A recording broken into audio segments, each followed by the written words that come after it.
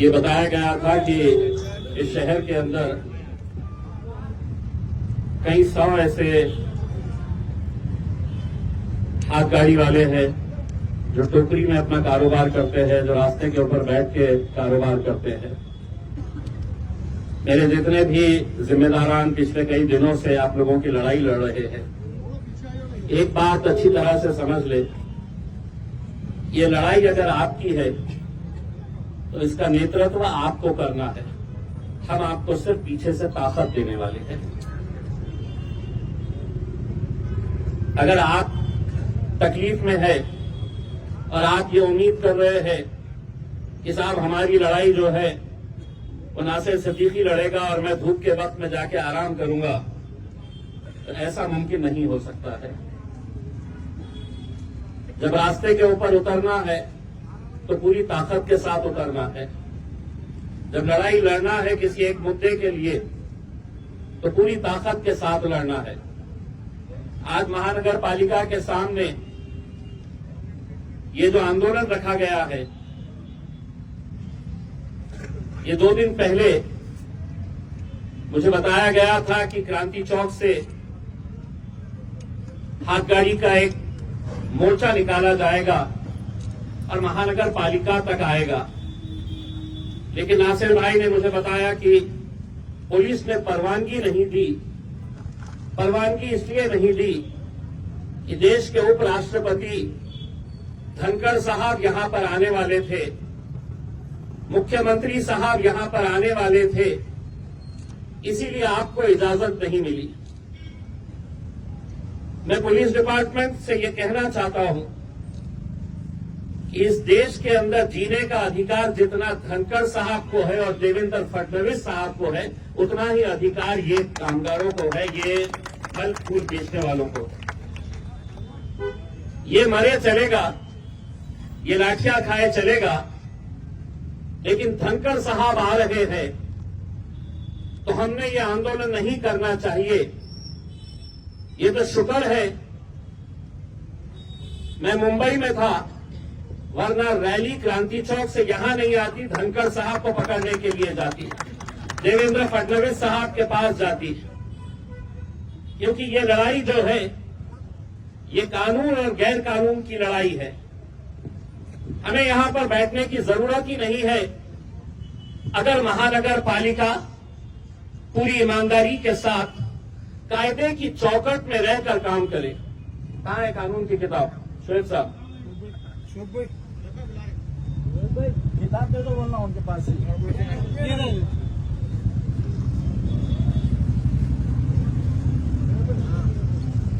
ये शायद आप लोगों को समझ में नहीं आएगा, लेकिन जो अधिकारी वहां पर बैठे हुए हैं उन सबको ये अच्छी तरह से समझता है, क्योंकि पूरे महाराष्ट्र के अंदर जितनी महानगर पालिकाएं हैं उनके लिए ये कानून इन्हीं लोगों ने बनाए हैं।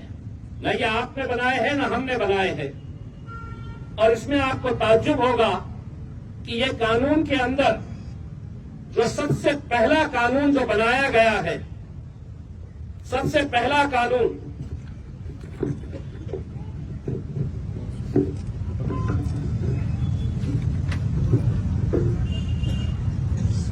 ये 1 नंबर के ऊपर है, the street vendors protection of livelihood and regulation of street vending act 2014। सबसे पहला इन्हीं की किताब है, मेरी किताब नहीं है। कानून मैंने नहीं बनाया है। और ये कानून 2014 के अंदर जब बना,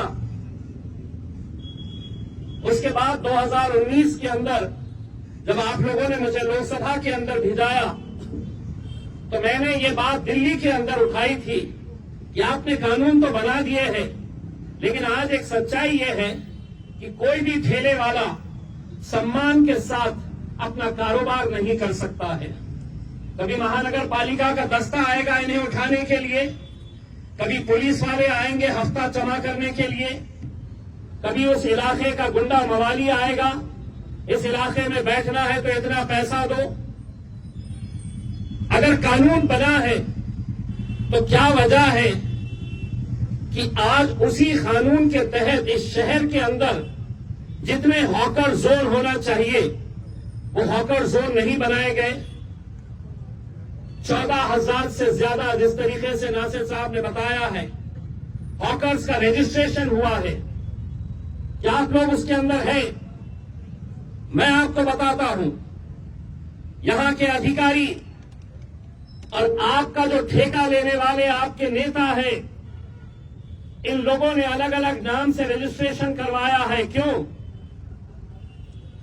कि सरकार ने इसी कानून के तहत प्रधानमंत्री स्वनिधि योजना जो बनाई कि ये गरीब है, एक टोकरी के अंदर ये मौशी अपना कारोबार कर रही है, ये कारोबार अगर बढ़ाना है तो सरकार ने पहले इसे 15,000 रुपये लोन देने का तय किया उस स्कीम के जरिए। वो 15,000 रुपये ये वापस करती है तो और ज्यादा इसे लोन दिया जाएगा। ऐसा करते करते 50,000 रुपये तक का लोन ये हाथ गाड़ी वाले, ये टोकरे में, ये रास्ते के ऊपर बैठने वाले जो कारोबारी है, उनके लिए ये सरकार ने ये स्कीम निकाली। लेकिन मैं आपको यकीन के साथ कह रहा हूं कि ये 14,500 लोगों की लिस्ट अगर निकाली गई तो उसमें आधे से ज्यादा बोगस नाम है जिनके नाम से 15,000 रुपये उठाए गए हैं इस महानगर पालिका, बांटे गए आपस में, और अकेले महानगर पालिका के लोगों ने नहीं। इसमें जो आपके यूनियन के कुछ पदाधिकारी है, जो शहर के छोटे मोटे लीडर हैं, वो सभी लोगों ने ये 15,000 रुपये उठाए आपके नाम पे, वापस किए, फिर 25,000 उठाए, वापस किए, फिर 50,000 रुपये आपके नाम के ऊपर उठाए गए। अगर नहीं तो मैं महानगर पालिका को ये कहना चाहता हूं कि जितने लोगों का रजिस्ट्रेशन हुआ है वो रजिस्ट्रेशन की लिस्ट ऑनलाइन डाले कि कौन से महल्ले के अंदर, मुकुंदवाड़ी के अंदर कितने ठेले वाले हैं, किसको लोन दिया गया है, उस्मानपुरे के अंदर कितने हैं, शाहगंज के अंदर कितने हैं, किरारपुरे में कितने हैं, ये पूरी लिस्ट आप डालिए, अपने वेबसाइट के ऊपर डालिए, आपको पता चलेगा कि कितने लोगों ने 15,000 कोई हाथ गाड़ी नहीं, कोई टोकरी के अंदर सब्जी फूल नहीं बेच रहा है, फल नहीं बेच रहा है, लेकिन आपके नाम के ऊपर 15,000, 25,000, 50,000 रुपये के लोन निकाले गए हैं। 50,000 लेने के बाद ये कोई वापस नहीं करने वाला, क्योंकि उनका पता ही वहां पर नहीं है। गलत तरीके से रजिस्ट्रेशन कराए गए, और सवाल यही पैदा होता है कि अगर ये कानून के तहत, अगर इन्हें सम्मान के साथ काम करने की, 2 वक्त की रोटी कमाने की अगर इन्हें इजाजत दी जाए तो ये क्या मांग रहे हैं? ये आपसे सिर्फ एक छोटी सी जगह मांग रहे हैं। महानगर पालिका की जिम्मेदारी है, कानून के तहत, मैं कोई भी बात कानून के अलावा नहीं बात कर रहा हूं, कानून के अंदर यह प्रावधान है कि हर मोहल्ले के अंदर हॉकर जोन होना चाहिए, हर एक को लाइसेंस देना चाहिए, आई कार्ड देना चाहिए। वो आई कार्ड से पता चलेगा कि कौन कहां पर बैठा हुआ है, किसका कौन सा इलाका है। लेकिन क्या ये सच्चाई नहीं है कि जो आ रहा है आपको उठाकर लेकर जा रहा है? मुझे बताया गया है कि हरसूल में किसी एक मुकाम के ऊपर जो जब्त करी हुई हाथ गाड़ियां हैं, कितनी हाथ गाड़ियां और जो वजन करने वाले कांटे होते हैं, कितने सारे हरसूल के अंदर पड़े हुए हैं। मैं मेरे तमाम जिम्मेदारों से ये कहना चाहूंगा, अगर इनकी मदद करना है तो प्रशासन को 8 दिन का समय दीजिए। एक एक गाड़ी इन्हें वापस मिलनी चाहिए, एक एक कांटा इन्हें वापस मिलना चाहिए। ये लड़ाई आप लोगों को, हम सबको मिलकर लड़नी है। आप बिल्कुल सही बात है, यहां पर बोलने वालों ने बताया है कि महानगर पालिका के अंदर सब कुछ अच्छा है, ऐसा नहीं है। गरीबों को किस तरीके से निशाना बनाया जाता है, कुछ दिन पहले एक अखबार के अंदर महानगर पालिका की तरफ से एक नोटिस आई, जिन जिन लोगों का टैक्स 1 लाख रुपए तक का नहीं भरा हुआ है, 1 लाख जिसका नहीं भरा है, उनकी प्रॉपर्टी जब्त की गई है। 1 लाख जिसका नहीं भरा गया है, ऐसे 32 लोगों की प्रॉपर्टी जब्त करके उसकी नीलामी करने की नोटिस महानगर पालिका ने दी। 1 लाख रुपया मैंने महानगर पालिका को लिखित के अंदर दिया हूं। कितने ऐसे लोग हैं शहर के अंदर जिसके 15 लाख, 20 लाख और 50 लाख रुपये बकाया है अभी तक? तुम उनको नहीं पकड़ोगे। गरीब को इसलिए पकड़ोगे कि तुम समझ रहे हैं कि गरीब की कोई आवाज नहीं है। लिखित के अंदर देने के बावजूद कि किस इलाके के अंदर किसके 15 लाख रुपये बचे हुए हैं, किसके 10 लाख रुपये बचे हुए हैं, क्या उनके लिए कानून अलग है? इनके लिए कानून अलग है।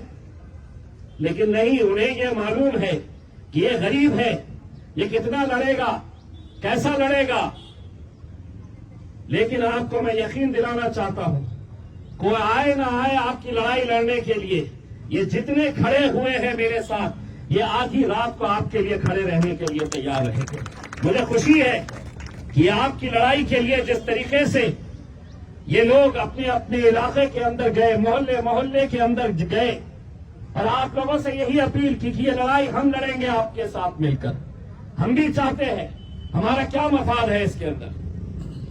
हमारी सिर्फ यही कोशिश है कि ये गरीबों ने सम्मान के साथ, ऐसा नहीं कि महानगर पालिका की गाड़ी आ रही है तो महातारी बाई टोकरा उठाकर भाग रही है, हाथ गाड़ी वाले भाग रहे हैं। ये जहां पर हो रहा है, मैं एक आपसे भी कुछ बात कहना चाहता हूं। मैं धंधा कर रहा हूं तो मैं कहीं पर भी खड़े रह सकता हूं, कितनी भी सड़क के ऊपर मैं आ सकता हूं। इसका ख्याल हमको भी करना है। हमको भी ये बात सोचनी है कि जहां पर हम दीवार को लग कर अगर हम खड़े रह सकते हैं, चाहे वो केले बेचिए, फूल बेचिए, फल बेचिए, सब्जी बेचिए, जो बेचना है। लेकिन क्या ये सच्चाई नहीं है कि कई ऐसे रास्ते हैं कि जहां पर रास्तों के ऊपर हाथ गाड़ियां लगाई जा रही है? अगर हम इनका समर्थन नहीं कर रहे हैं महानगर पालिका, तो ऐसी हरकतों का भी हम समर्थन नहीं करेंगे। क्योंकि कानूनी लड़ाई हम उसी वक्त लड़ सकते हैं पूरी ताकत के साथ कि जब हम अपने नियमों के अंदर रहेंगे। यकीनन आज इनके पास कोई भी उन्होंने हॉकर जोन नहीं तैयार किया है, इसीलिए ये डर डर के कारोबार आपको करना पड़ रहा है। लेकिन हम महानगर पालिका के अधिकारियों से अनुरोध करते हैं कि आप जब तक हॉकर जोन नहीं बनाते हैं, तब तक आपने ये जो मिलिट्री इन लोगों के ऊपर छोड़ रखी है, वो मिलिट्री को अंदर ही रहने दीजिए। और अगर इसके बाद इस शहर के अंदर आप अगर सही जगह के ऊपर खड़े रहे, हम आएंगे लड़ने के लिए। अगर इसके बाद अगर ये मिलिट्री वाले किसी एक गाड़ी को भी पलटी किए, फल फूल सब्जी अगर जमीन पर फेंकी गई, तो जवाब उन्हें कैसा मिलेगा ये अच्छी तरह से समझ लेंगे। हम यकीनन कायदे कानून का पालन करना चाहते हैं, लेकिन हम लोगों को भी बड़ी जिम्मेदारी के साथ, हमें तो 2 वक्त की रोटी कमानी है, 2 वक्त का खाना हमें कहां से मिलता है? आप जब सुबह सुबह निकलते हैं, धूप में बैठते हैं, चाहे बारिश हो चाहे ठंडी हो, आप किससे फिक्र इस बात की रहती है कि आज के दिन मैं कारोबार अगर करूंगी या करूंगा तो मेरे घर का चूल्हा जलेगा। सम्मान के साथ आप भी काम करिए। यकीनन अगर कोई कायदा कानून तोड़ेगा तो हम उसके खिलाफ जाएंगे। आप लोग भी ये समझ लीजिएगा कि मजलिस आपके साथ पूरी ताकत के साथ खड़े रहेगी। और ये लड़ाई सिर्फ हमारी है ऐसा नहीं है। कभी उनके पास भी जाओ जो सिर्फ 5 साल के अंदर आपको नजर आते हैं, 5 साल के बाद आपको दिखाई देते हैं। उनके पास भी जाइए, उनसे भी कहिएगा कि ये लड़ाई जो असरार लड़ रहा है, शारिक लड़ रहा है, नासिर लड़ रहा है, समीर लड़ रहा है, साबिर भाई लड़ रहे हैं, विकास हेड़के लड़ रहा है, ये लड़ाई के अंदर सब लोगों को आने की जरूरत है। मैं आप लोगों से सिर्फ इतना अनुरोध करना चाहता हूं कि जो मेमोरेंडम आज महानगर पालिका के आयुक्त को, कमिश्नर को दिया जाने वाला है, उसमें हम कोई ऐसी मांग नहीं रख रहे हैं। हम उनसे कह रहे हैं कि किसी इलाके के अंदर अगर 10 हाथ गाड़ी वाले 20 टोकरा लेकर बैठी हुई हमारी मौसी, हमारी माएं, हमारी बहनें अगर बैठी हुई है तो उनको सम्मान के साथ कारोबार करने का अधिकार दीजिए। बस यही मांग है हमारी। वरना डर कर, घबरा कर कि कभी पुलिस वाले आ रहे हैं हटाने के लिए, कभी महानगर पालिका का तोड़ू दस्ता आ रहा है उठाने के लिए, कभी गाड़ियों को पलटाया जा रहा है, फल फूल को तो सड़क के ऊपर फेंका जा रहा है। नियम का हम भी पालन करेंगे। यकीन मानिए, अगर एक मर्तबा जगह आप लोगों को दे दी गई और उस जगह से हटकर अगर कारोबार होगा तो शायद उस लड़ाई के अंदर हम भी शामिल नहीं हो पाएंगे।